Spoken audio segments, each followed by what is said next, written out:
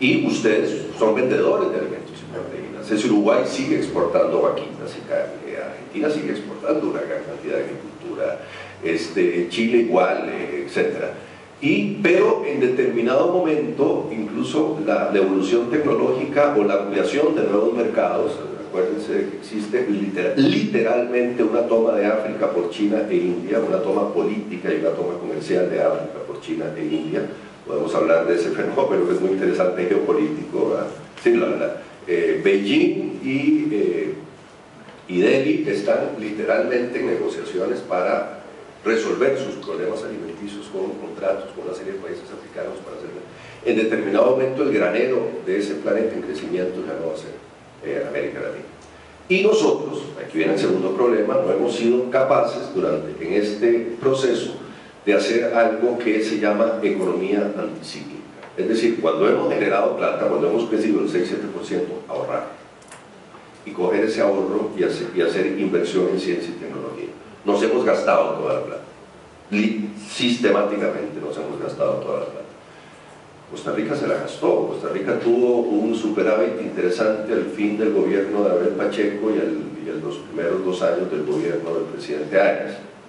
Y Costa Rica cogió las ganancias, que teníamos ganancias del orden, estábamos creciendo, crecimos cerca de 3-4 años en el orden del 6-7%, el presidente Arias comete un error y le mete todo esto a burocracia pública. Hay un enorme gasto de Estado en lugar de hacer reinversión social. No es una mesa redonda para hacer análisis político y no lo voy a hacer desde luego, pero Costa Rica comete el mismo error que el resto de América Latina, se gasta el dinero.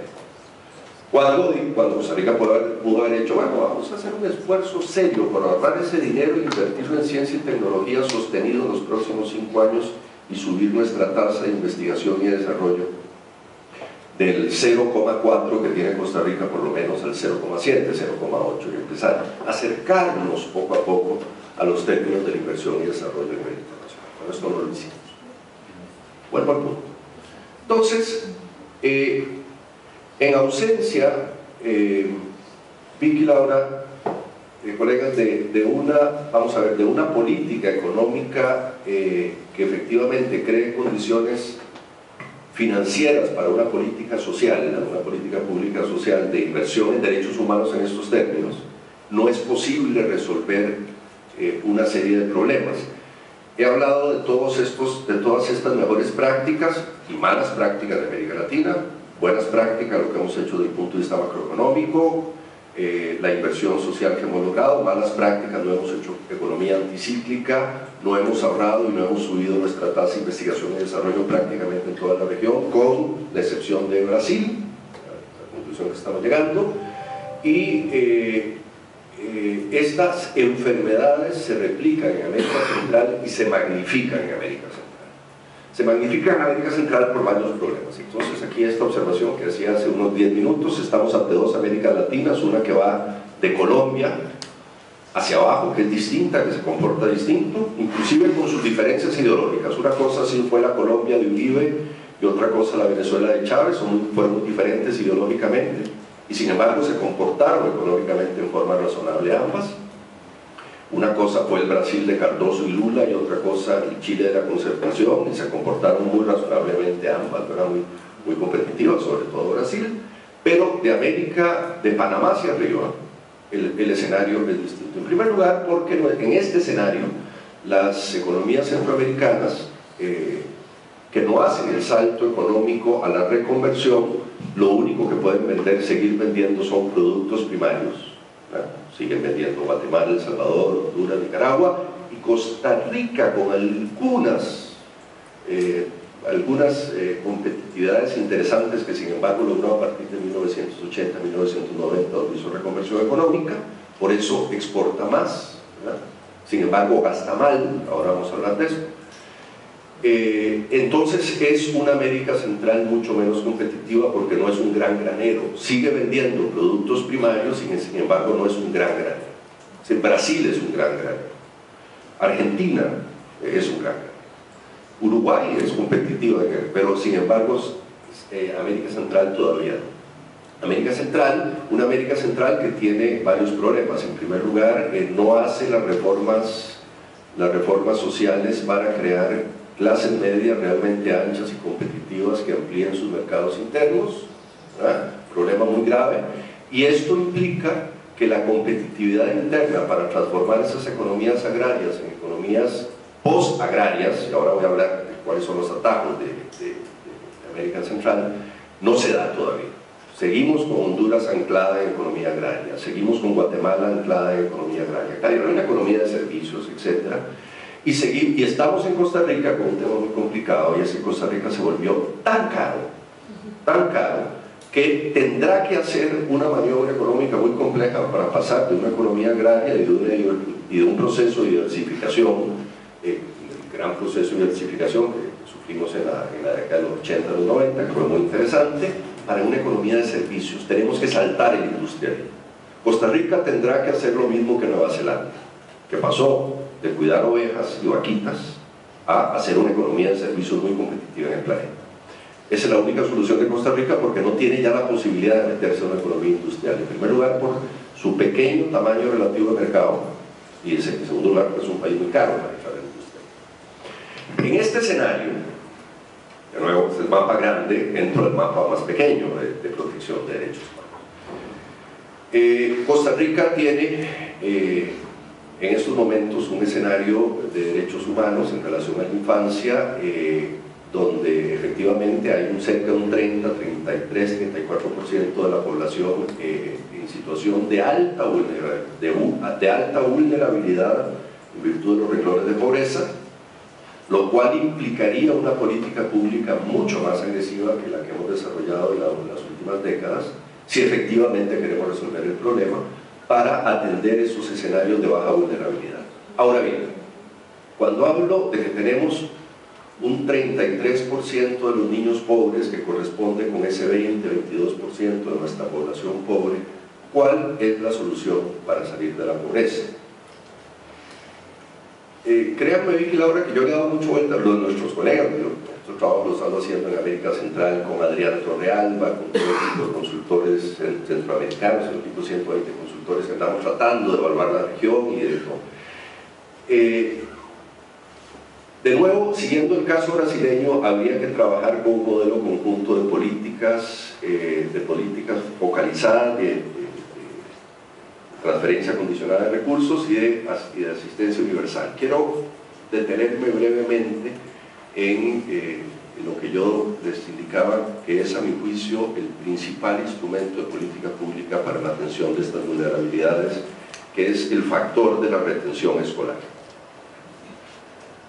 Replanteo brevemente la estadística, la gravedad de la estadística. Con un 46% de tasa de escolaridad real que tiene Costa Rica, lo cual significa que de cada 10 niños que nosotros ingresamos al primer año de escuela primaria, primer grado de escuela primaria, estamos graduando únicamente 4,6, es decir, 5,4 niños de 10 se nos están quedando en el camino. No vamos a resolver nunca esos indicadores.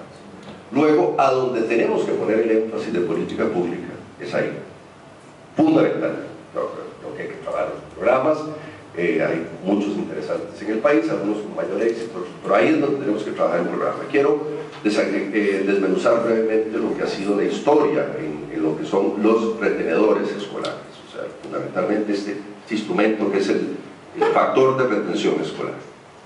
Hay varios. El principal, uno de los más exitosos, que es asistencia condicionada, son los comedores escolares.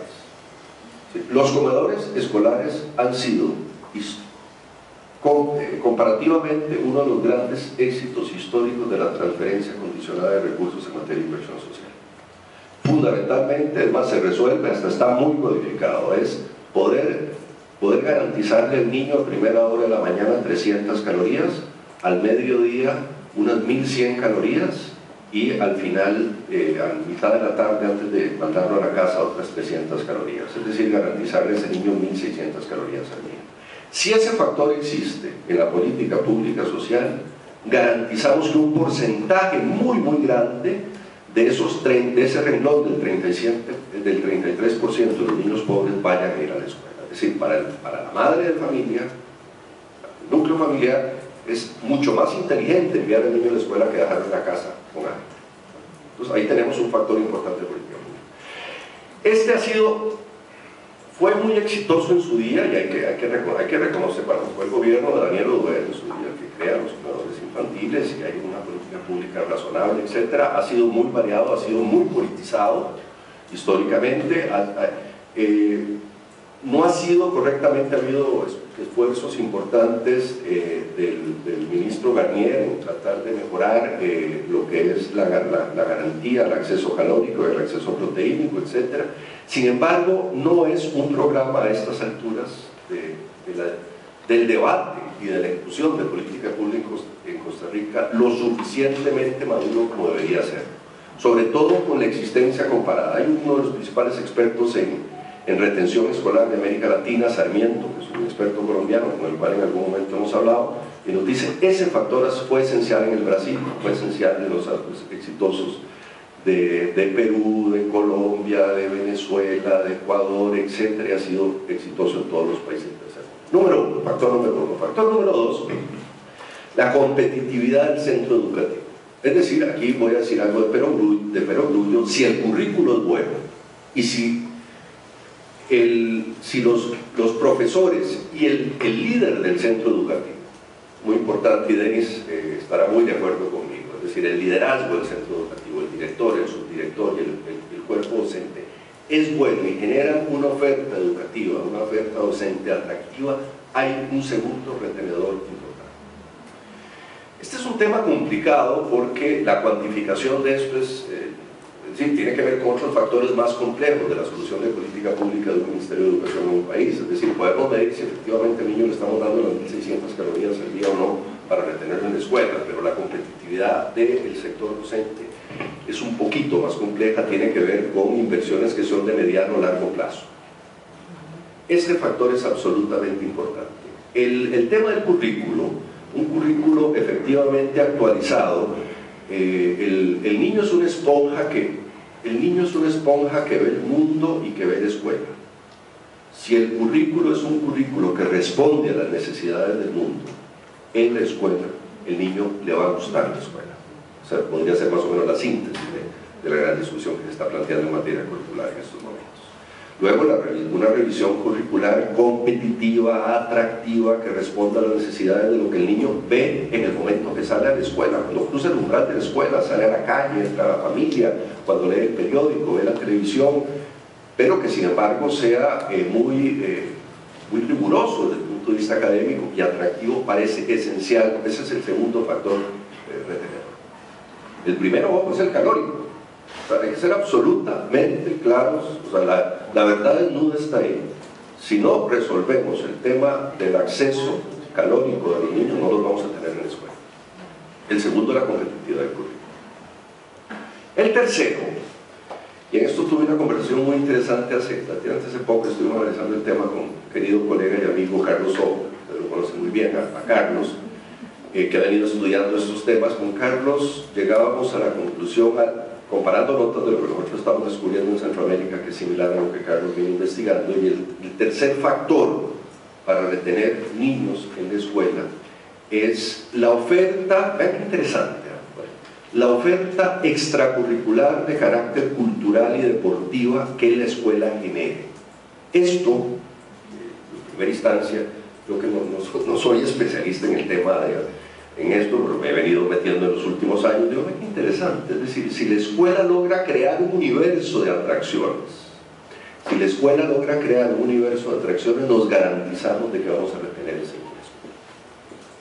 Porque hay un universo que tiene que ver con la formación lúdica, musical, deportiva, es decir, la existencia de una banda escolar, la existencia de un taller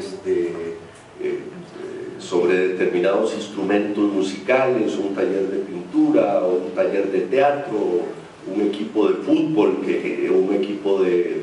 todo lo que genera el sentimiento gregario inherente al deporte o el sentimiento lúdico inherente al arte, que son retenedores escolares. Luego, vamos a ver, si ustedes me dicen, ¿qué pasa si falta uno de los tres? No sé, la cuantificación de esto, hay gente, les repito, hay una literatura muy interesante liderada por este tipo Sarmiento, colombiano, que es de primera, Deberíamos traerlo a Costa Rica, por cierto.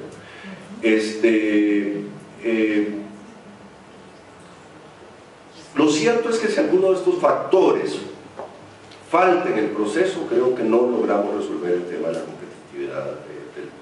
Y vuelvo a lo que dije. Si ustedes me preguntan cuál es el principal factor de política pública para combatir o para tutelar derechos humanos de la infancia, es la adscripción de ese niño al proceso educativo. A partir de ahí empezamos a lograr todo. Fuera de ahí va a ser mucho más difícil. Claro, alguien me dirá, mira Jaime, lo que pasa es que ahí no estás considerando los casos más vulnerables, es decir, los niños de la calle. Sí, bueno, estoy de acuerdo con eso, y por eso dije que hay un primer nivel de discusión que son las altas vulnerabilidades, pero a mí me está interesando en última instancia más las políticas universales para resolver los problemas globales.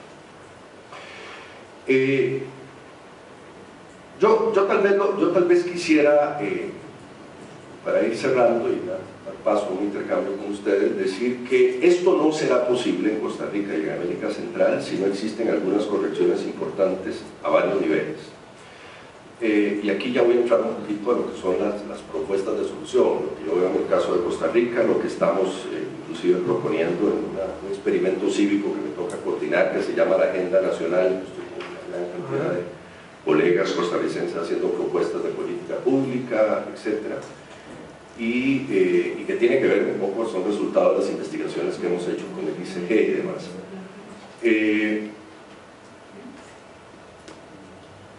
Costa Rica necesita una reforma tributaria, sin duda. O sea, nosotros no podemos esperar tener rendimiento de política pública del país del primer mundo con una tasa de recaudación tributaria del país del cuarto mundo.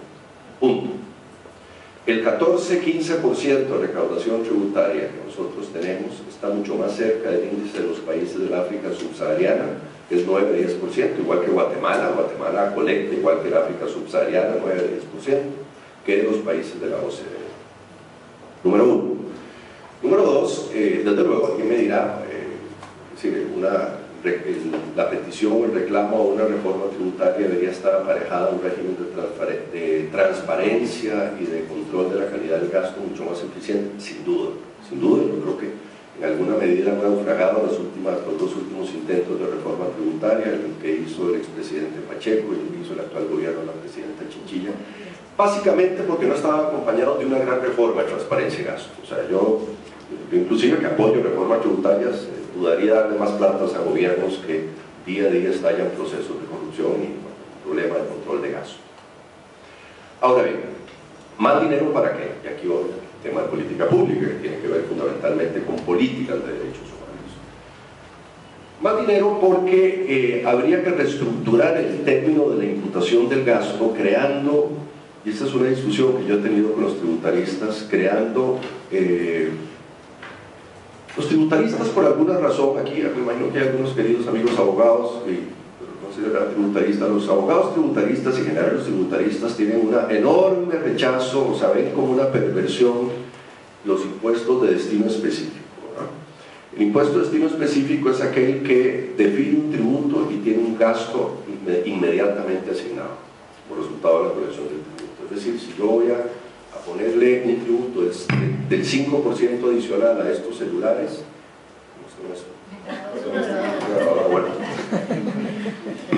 ese 5% lo voy a adjudicar a un destino de gasto específico. Sí, esto lo voy a extender a comedores escolares. Esto implica, a esto los tributaristas lo rechazan a muerte porque defienden un principio que se llama el principio de autonomía hacendaria, es decir, que en el momento que el dinero entra al fisco, el principio de autoridad política e imputación del Estado debería permitir la asignación del gasto, y para eso existe un debate legislativo. Sin embargo, el debate legislativo fue previo. En el momento en que el impuesto, yo le digo a mis amigos tributaristas, no señores, pero eso ya se dio. Cuando se aprobó el impuesto, ya se dio ese debate legislativo y se asignó para un gasto específico. Eso parecería esencial, porque tenemos que blindar gasto social. Es decir, la única manera de que exista eficacia, vamos a ver, de que podamos garantizar eficacia de gasto público y protección de derechos humanos, es que en esa discusión tributaria hacendaria tomemos las disposiciones adecuadas para blindar gastos sociales. Número uno. Número dos, dense cuenta, Vicky Laura, que estoy hablando de algunas reformas macro, pero que en el fondo impactan directamente derechos humanos. La segunda gran reforma tiene que ver de cómo vamos a garantizar que ese gasto social que protege derechos humanos se va a sostener en el tiempo. Se va a sostener en el tiempo, de que no va a estar maniatado cada 4 años y manipulado y contaminado por el ciclo político electoral. Eso es absolutamente esencial. Aquí voy a la segunda gran reforma, y esta es una que venimos promoviendo en Costa Rica, en toda América Central. Yo ando como un vendedor de Biblia luterana bajo el brazo, tratando de promover esta idea. No podemos seguir funcionando en América Central, y América del Sur aprendió la lección de hacer de forma distinta. No podemos seguir funcionando con planes nacionales de desarrollo que tienen una vigencia de únicamente 4 años y que son resultado de un decreto ejecutivo. Ahí está nuestro principal vicio y perversión de política pública, porque entonces no existe sostenibilidad del gasto y no existe sostenibilidad de los programas, y los objetivos y resultados de largo plazo de una política pública, que en materia de educación, que en materia de salud, siempre se verifican a 10, 15 años. Es decir, si usted le pone $1 al proceso educativo, hoy va a ver los resultados en 15 años, no los va a ver en 3, 4 años. Lo pone inteligentemente. La única manera es cambiar esa noción. ¿En qué consiste el cambio de esta noción? Consiste en que siguiendo el ejemplo de los países de la OCDE, por cierto, el Plan Nacional de Desarrollo no sea resultado de un decreto ejecutivo, sino de una ley pactada en el Parlamento. Por otro lado, sectorialmente no puede haber un solo Plan Nacional de Desarrollo in totum, como creer que se puede fundar. Eso es una perversión, una visión globalista del Estado, que no. Los países desarrollados tienen 8, 10, 12 planes nacionales de desarrollo sectoriales de acuerdo al nicho de desarrollo. Por ejemplo, lo he comentado en estos últimos año y medio, Francia aprobó hace año y medio, 2 años, todavía está el presidente Sarkozy, el Plan Nacional de Desarrollo en Educación, Ciencia y Tecnología, solo en eso, en Educación, Ciencia y Tecnología, que empezó a discutir el presidente Chirac 4 años antes. Tomó 3, 4 años de discusión en el país, en el Parlamento francés, se aprobó, pero es un Plan Nacional de Desarrollo para el año 2035. Francia fijó sus grandes objetivos en materia de educación pública, ciencia y tecnología para el año 2035. Y eso tiene una enorme cantidad de implicaciones en materia de política pública y en materia de administración pública. Significa que los planes estratégicos globales de todas las instituciones ligadas a la educación francesa van a estar amarradas a ese Plan Nacional de Desarrollo. Y que todos los que ustedes se hayan relacionado con instituciones en su vida, la gran mayoría, los famosos PAOs, POAs, los planes anuales operativos, que en el fondo son la columna vertebral de lo que hace una institución en el año, estarían amarradas a ese Plan Nacional de Desarrollo a 15, 20 años plazo. Y no de la manera absolutamente irracional, absurda y perversa que se hacen los PAOs en todos nuestros países, déjenme decirlo, que es endógena y es una planificación de un año. Y es una barbaridad. Me tocó hacer un trabajo con mi querido colega y amigo Rodolfo Saurio, experto en Derecho Administrativo, que nos pidió el Banco Mundial hace algunos años, de PAOs en Centroamérica. Los PAOs se hacen en Centroamérica, más o menos es el jerarca llamando a su equipo: bueno, muchachos, ¿cuáles son las necesidades? Bueno, hagamos 22 seminarios aquí, 14 acá, etc. Y claro, y eso genera algo curioso, que en el momento en que eso se evalúa, de eso, ahí estamos haciendo una evaluación de resultados con un PAO así, porque los resultados se miden a 5, 10, 12 años plazo, con indicadores intermedios, indicadores de proceso. Ustedes saben, los que trabajan en calificación, sino evaluar de esa manera, año a año, estamos haciendo evaluación de actividades, y evaluar actividades es como evaluar fiestas de cumpleaños. Un salió fantástico. Primera gran reforma en este segundo renglón es planes nacionales de desarrollo a largo plazo aprobados en el Parlamento, ojalá con mayoría calificada, porque tenemos que blindarlos y protegerlos de que cada 4 años se manipulen y se manoseen políticamente. Esto empieza a generar un círculo virtuoso, porque si nosotros tenemos planificación de largo plazo, con lo que supone objetivos resultados, productos, indicadores de proceso, indicadores intermedios, indicadores finales para medirlo, ¿verdad? Ya la planificación año a año, cada 2 años, cada 4 años, lo vamos amarrando a eso.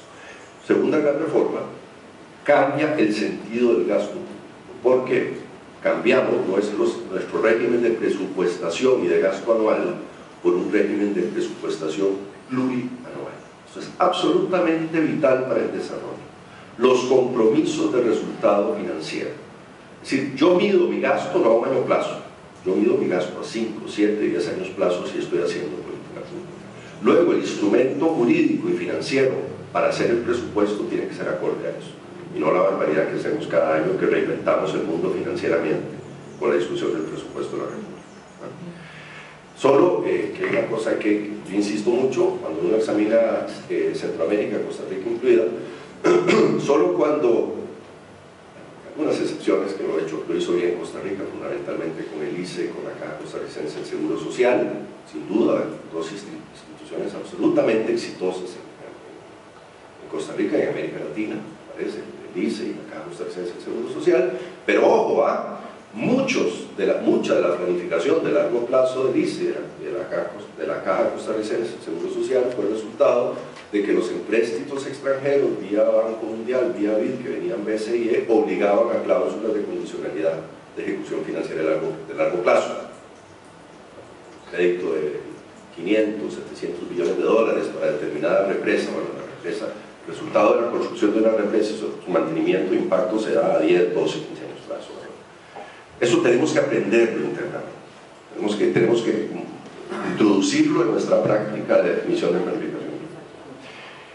Si nosotros hacemos esas dos grandes reformas, colegas, y las empezamos a introducir a estos renglones que he venido hablando, fundamentalmente a la transferencia condicionada de recursos, que es la manera de combatir los casos de alta vulnerabilidad, y a la inversión universal en materia de educación pública y salud pública, que son fundamentalmente los principales instrumentos de promoción de derechos humanos de la infancia, sin duda, estaríamos dando un salto cualitativo.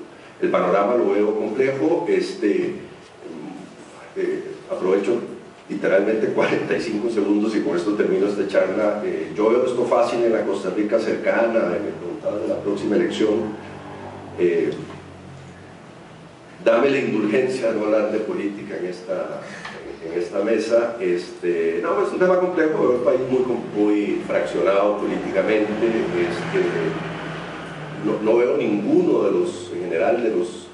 Hay algunos partidos políticos que lanzan ideas interesantes, pero no veo, digamos, grandes consensos nacionales en estos momentos para generar políticas públicas con estas grandes reformas. Es un país muy fraccionado y muy atomizado. En ciencia política, vamos a ver, en ciencia política se dice lo siguiente, ¿verdad?, de hace medio siglo.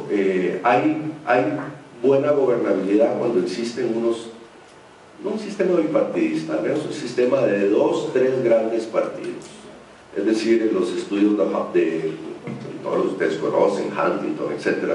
Es decir, un partido de centro-izquierda, un partido de centro-derecha y un partido de izquierda, ¿verdad? Y se generan grandes acuerdos nacionales, etc. Pero en este momento tenemos 9, 10 partidos en el país, no sabemos lo que va a suceder. Y en este escenario es difícil la generación de pactos, eso no está bien, Eso tiene que ver con un tema que daría para otra charla, y es que la sociedad se volvió tan plural, tan variada, que los partidos son incapaces de aprender, ¿verdad?, y de englobar a muchos sectores sociales. Por eso se da este fraccionamiento.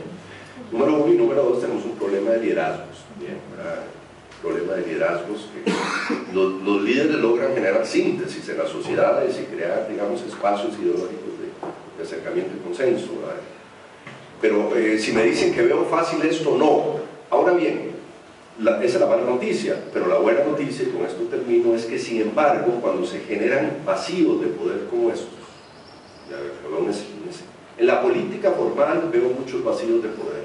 La sociedad civil costarricense me parece mucho más interesante que sus representantes hoy día. Sin embargo, cuando esto sucede en una sociedad, sin embargo, bueno, la sociedad civil puede